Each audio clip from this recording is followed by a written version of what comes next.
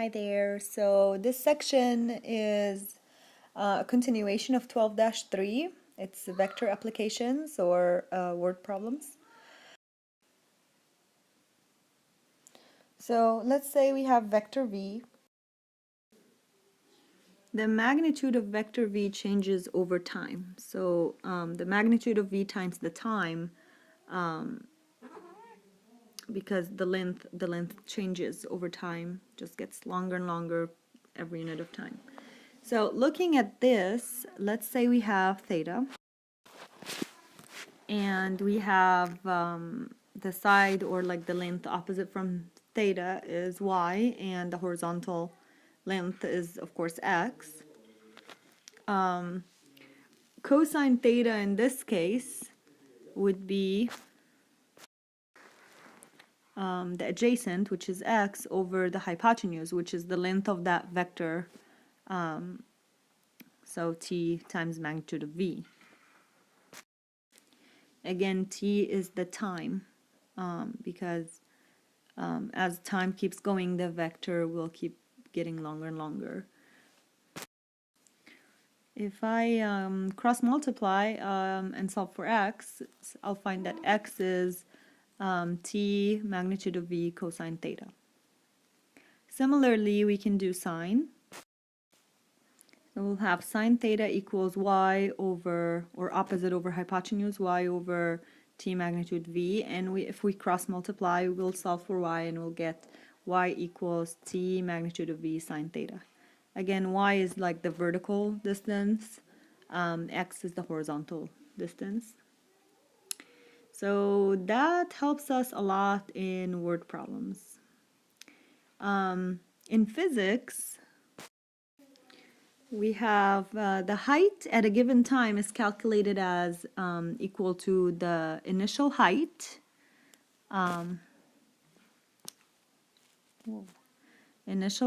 h naught, right here, and then the velocity, or constant velocity times time, plus the half of the acceleration times time squared.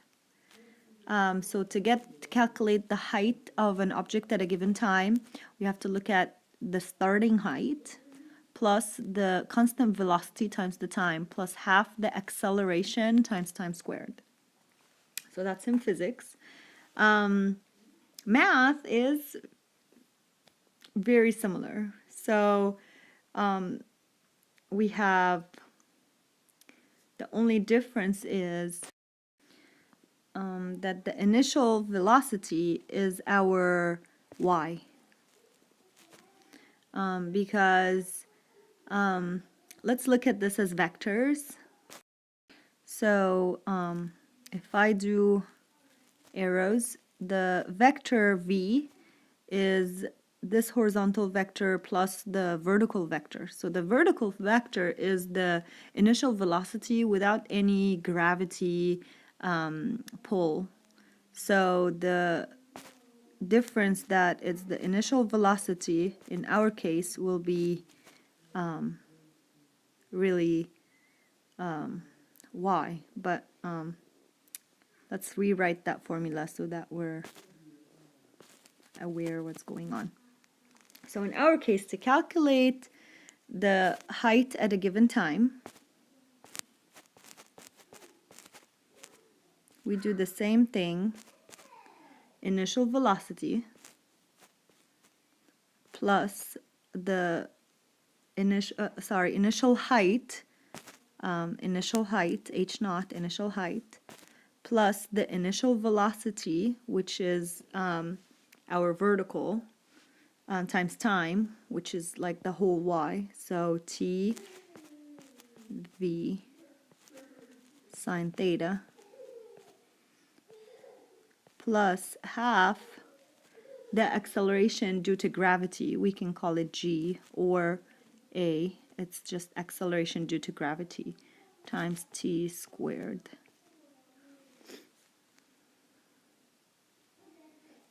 So that's what we're gonna use. Now g is constant because gravity doesn't change, so g it's either we say negative 32, that's equal, g equals negative 32 feet per second squared, or if we're in meters, it's negative 9.8 meters per second squared.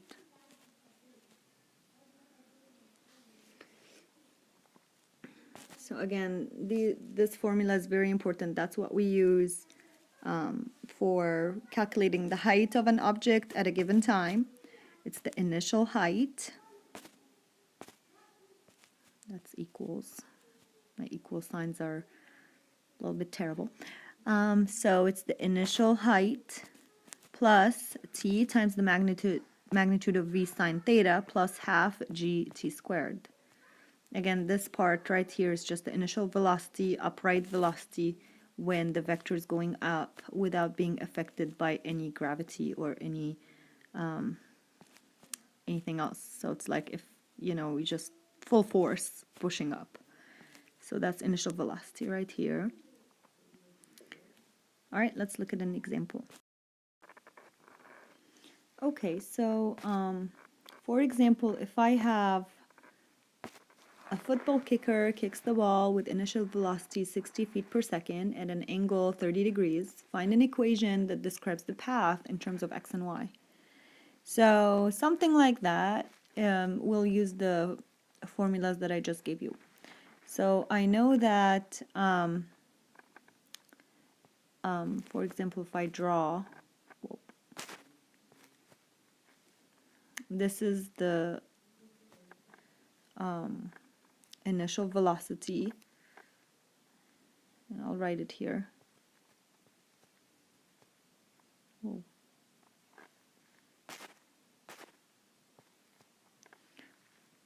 And this is 30 degrees.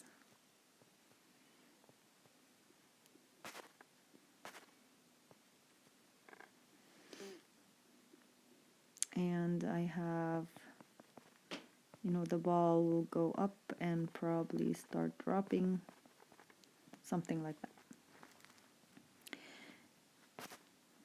Okay, so I wrote 60 over here so that I just have all the information.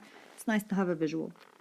Okay, so I know x. Oh, what's going on? Okay, so I know x is t v cosine theta, and I know that to get the height, let's say like this height right here, the height at a given time is y. So y is initial velocity plus t v sine theta plus half gt squared. So let's work it out.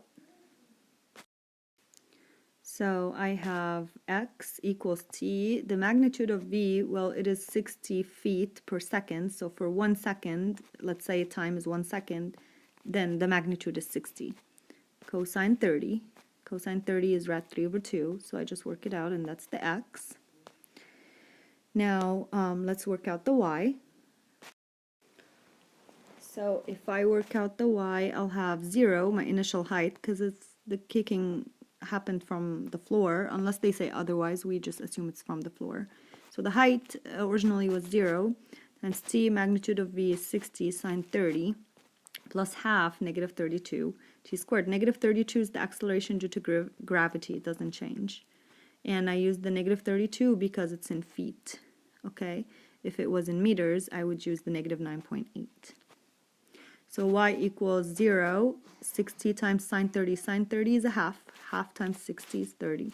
Minus half times negative 32 is negative 16 t squared.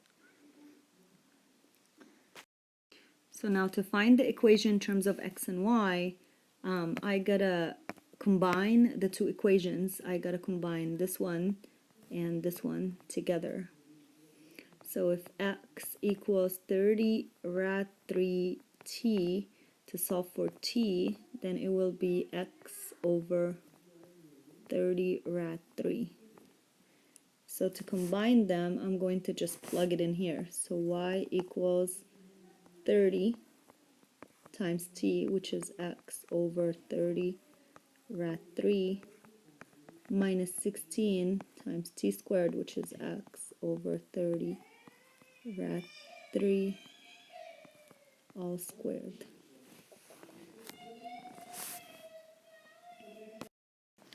And if we simplify, we can cross these out.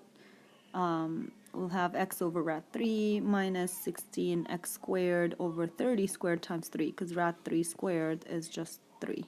And then if I rationalize, that's rad 3 over 3x, and if I simplify this, 16 divided 900, and I divide them both by 4, I'll have 4 over 675. And that's the equation.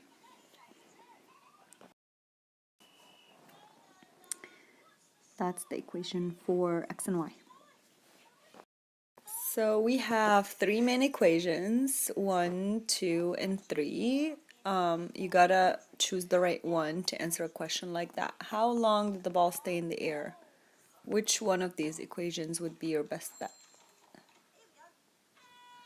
The first one, because that's the height and the time. So I want to know the time, so definitely an equation that has t, and stay in the air, meaning all the way till the height is 0.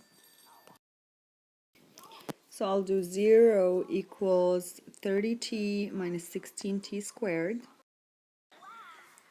If we solve for t, we'll have t equals 0, which is the time the ball was kicked, and t equals 1.875 seconds, which is when the ball hits the floor. So how long would it stay in the air from 0 to 1.875, which is 18.75 seconds? That's your final answer. Another question would be, how far away did it fall? Which equation would help us here?